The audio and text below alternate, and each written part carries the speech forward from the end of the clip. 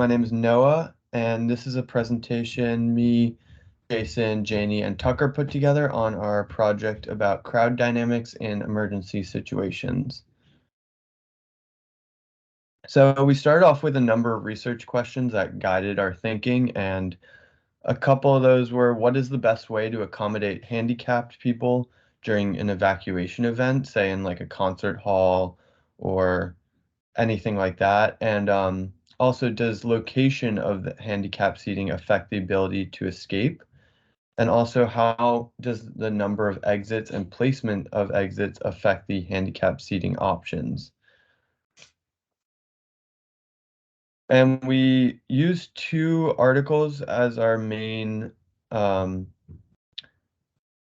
previous work. And one of the articles was published in Nature in 2022, and it was about how people with disabilities influence crowd dynamics of pedestrian movement through bottlenecks. And this study was conducted with real people. And on the right, we see a little figure that shows how they set up the study. Basically, people are moving through these four different zones, and it becomes a bottleneck. And in our scenario, we're using exits instead of a bottleneck, but a bottleneck is very similar to an exit. So we were able to use some of their findings. And a lot of their findings were that people with disabilities move slower generally, and also it does have an impact on the crowd dynamics if there are disabled people in the population. And our second article that we're basing some of our work on is a article published in 2021 titled Adaptive Agent-Based Modeling Framework for Collective Decision-Making in Crowd Building Evacuation. And these researchers used an adaptive heterogeneous agent-based model with a decision-making framework. And this combined rules of classical social force models and CAs. And from that paper, we took some future research questions they had, like um, how does the effect of that they basically want to simulate the effect of the placement of exit signage and how ask the question of how poor signage or obscured signage affects the evacuation time for people in a room. So our first model, we were using an agent-based model where the agents, we kept track of their positions, and then at every time step, we would calculate their new velocity. And our rules were, we had a rule that everybody kind of repelled each other with like kind of a reverse gravitational force. So if you're really close to somebody, you don't like being close to people, so you kind of push away. Because we wanted people to pile up at the exits like they would in real life, but also not like walk on top of each other and kind of be springy like a crowd might be. And then we were also having people be attracted to the exits with kind of a gravitational um, force. But after tweaking and playing with these settings, we kind of came to the conclusion that these were not the right mechanics for the crowd dynamics, because people were going to pack in kind of a linear way in real life. So it's not like, oh, if there are two people in front of you, you're going to stand farther away from them than you would if there were one. It's like you're going to stand as close to them as is reasonable. So that was kind of a turning point in our project. We decided to put this first model aside and started on a second model. And our new model used a 2D physics engine and Pygame to visualize it. So these people get as close to each other as they can, and kind of how far apart they need to be from each other, that's encoded in their radius. So handicapped people, we gave them a larger radius, partially because the wheelchair or any kind of walking device would take up more space, but also maybe people are going to be a little bit more careful around them. Like you might push up into your neighbor in front of you, but you're probably unlikely to like push up against somebody in a wheelchair. So that's how we've encoded the, how close together people can get information.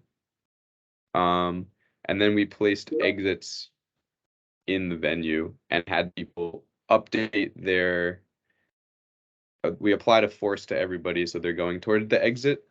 And we capped their velocity at like a normal speed, so they don't just get faster and faster. They like accelerate towards the exit, and then once they're moving, they stay at that speed. So these are the assumptions that we had made about our agents and environment.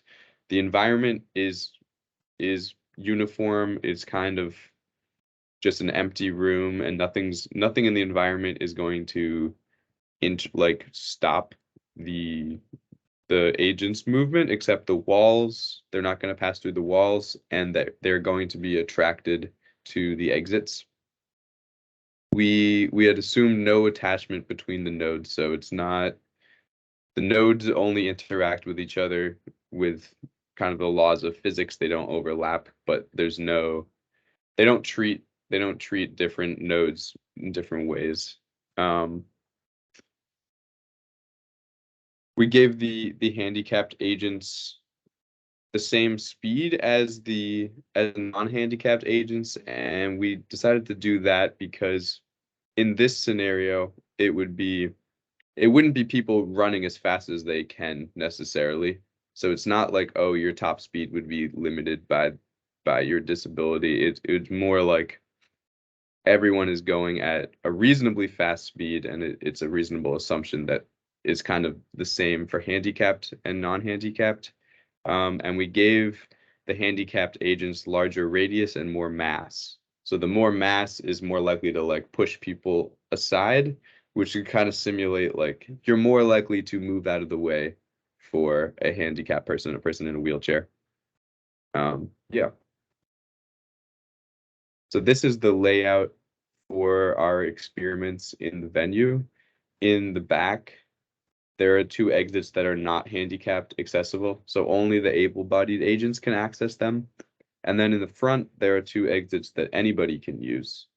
And then in one of our experiments, we tested what would happen if you had extra exits, and so those are on the side, and anybody can use those as well.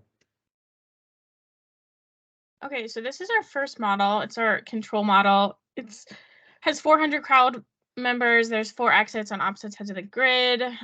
As you can see, they're all abled agents. There's no falling, so there's not a probability that a person will fall, and there's no extra exits. So you can see they all just go to their respective exit in the corners. So next we wanted to include people with disability in designated locations. So this is our first one where the seating of the handicapped people were random. So they're just dispersed throughout the crowd. There's also no falling and no extra exits as well. This is handicapped seating placed in the middle. So you can see they all kind of stay grouped together. Once again, there's still 4 exits, no falling. And this is handicapped seating in the front. So we just have them placed in the front because usually handicapped seating is towards the front. So we wanted to see if this had an effect on exit time. Here we can see the evacuation times of the 4 model layouts described by Janie. And based on the 3 different placements, having a handicap viewing section in the front of a crowd is most optimal for evacuation. And then random placement caused the most significant backup and exits. So the slowest evacuation time. This is due to people getting stuck behind one another. And then our second test aimed to find out if having extra exits, as Jason explained, improved evacuation time for each of the 3 handicap placements, as well as for our control group, which again only contains people without a handicap. And for all groups, evacuation time increased when including the extra exits, but was again most optimal when there was a handicap viewing section in the front of the crowd. And again, that's represented by that yellow line. Our third test included people with some probability P, which was 1 for every 1,000 of falling down, and then a probability which was 1 out of 100 of staying down. And this probability was tested each frame. And including these people that have fallen down or had some probability of falling down significantly increased the length of the tails, as you can see on the graph. And this is just due to stragglers who could not get up. Again, people weren't really getting stuck behind, as you can see in the GIFs. It was more people getting up and then, or excuse me, falling down and then staying down. And then once again, our most optimal group was our front placement group. From all of our tests, we found the following. First, the placement of handicap seating is important unless there's a significant number of exits, and placement in the front of crowd is best overall. Second, restricting any exits to any one group is suboptimal for evacuation speed, and you can see this on the figure to the right, with all exits being more optimal than not all exits. Not all exits meaning certain groups can't use certain exits, as Jason again explained. And then number 3, when people can fall down, it isn't restrictive to others, as I mentioned, but it does hurt overall evacuation, and with those long tails. And in conclusion, we had a few limitations of our model and a few future adaptations we would want to make if we had more time.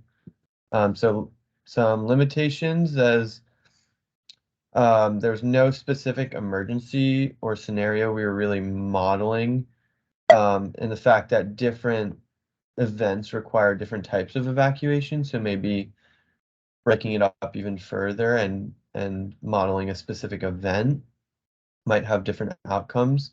And then also we had uniform reaction. So in reality, not all people would move at the same speed and in the most rational way. They would kind of gauge the situation, see what other people were doing, and then make a decision based on that. And that kind of leads into the next point, which is we didn't have a decision-making architecture. So people would just go to their most optimal exit. So in the future, we would want to also test for the effects of poor signage while accounting for decision making, because we found that it was quite hard to actually test the poor signage without having that framework. Because in our scenario, people would just go to their optimal exits and they wouldn't really care what other people were doing around them. And then also we would potentially have people who are inciting chaos, so not looking to escape, and that might be more representative of like a concert or crowd scenario like that. And thank you guys for watching our presentation.